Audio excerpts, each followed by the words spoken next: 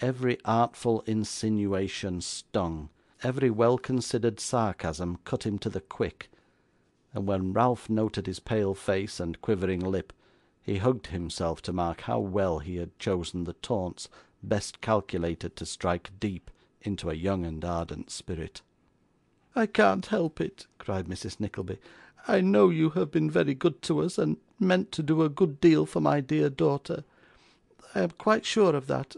I know you did, and it was very kind of you, having her at your house and all, and of course it would have been a great thing for her, and for me too. But I can't, you know, brother-in-law, I can't renounce my own son, even if he has done all you say he has. It's not possible. I couldn't do it. And so we must go to rack and ruin, Kate, my dear. I can bear it, I dare say.' Pouring forth these and a perfectly wonderful train of other disjointed expressions of regret, which no mortal power but Mrs. Nickleby's could ever have strung together, that lady wrung her hands, and her tears fell faster. 'Why do you say, if Nicholas has done what they say he has, mama?' asked Kate with honest anger. 'You know he has not.' 'I don't know what to think one way or other, my dear,' said Mrs. Nickleby. 'Nicholas is so violent, and your uncle has so much composure, that I can only hear what he says, and not what Nicholas does. Never mind, don't let us talk any more about it. We can go to the workhouse, or the refuge for the destitute, or the Magdalen Hospital, I dare say, and the sooner we go the better.' With this extraordinary jumble of charitable institutions, Mrs. Nickleby again gave way to her tears. 'Stay,' said Nicholas, as Ralph turned to go. 'You need not leave this place, sir, for it will be relieved of my presence in 1 minute, and it will be long, very long, before I darken these doors again.' 'Nicholas!' cried Kate, throwing herself on her brother's shoulder. 'Do not say so.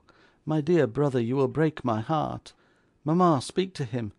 Do not mind her, Nicholas, she does not mean it, you should know her better. Uncle, somebody, for heaven's sake, speak to him.' 'I never meant, Kate,' said Nicholas tenderly, 'I never meant to stay among you. Think better of me than to suppose it possible. I may turn my back on this town a few hours sooner than I intended, but what of that?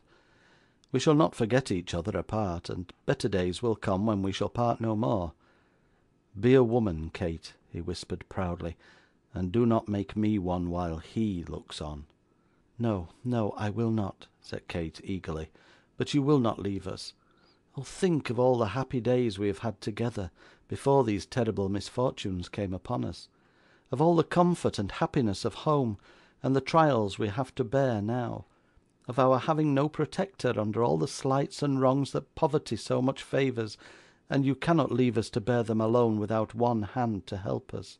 'You will be helped when I am away,' replied Nicholas hurriedly. 'I am no help to you, no protector.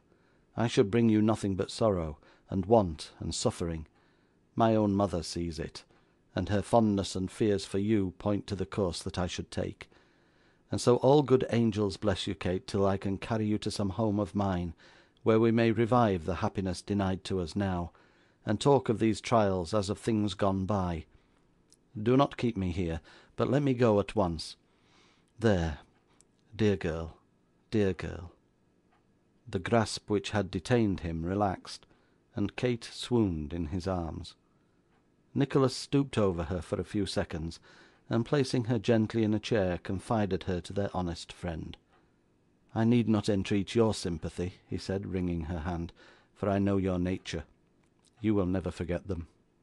He stepped up to Ralph, who remained in the same attitude which he had preserved throughout the interview, and moved not a finger. 'Whatever step you take, sir,' he said, in a voice inaudible beyond themselves, 'I shall keep a strict account of. I leave them to you at your desire. There will be a day of reckoning sooner or later, and it will be a heavy one for you if they are wronged.' Ralph did not allow a muscle of his face to indicate that he heard one word of this parting address. He hardly knew that it was concluded, and Mrs. Nickleby had scarcely made up her mind to detain her son by force, if necessary, when Nicholas was gone.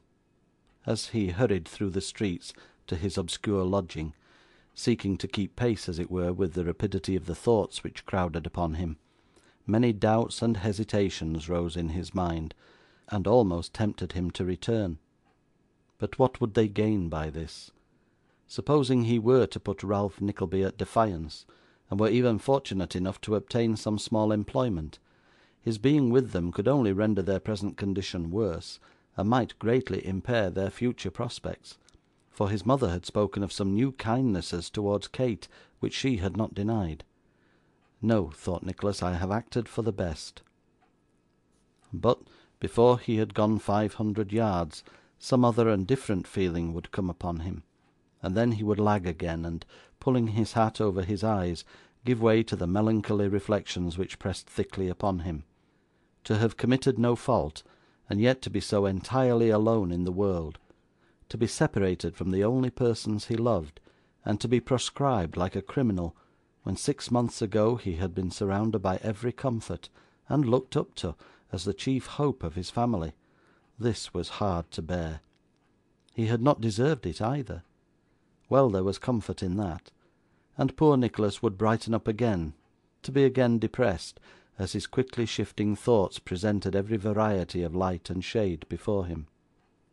Undergoing these alternations of hope and misgiving, which no one placed in a situation of ordinary trial can fail to have experienced, Nicholas at length reached his poor room, where, no longer borne up by the excitement which had hitherto sustained him, but depressed by the revulsion of feeling it left behind, he threw himself on the bed, and turning his face to the wall, gave free vent to the emotions he had so long stifled.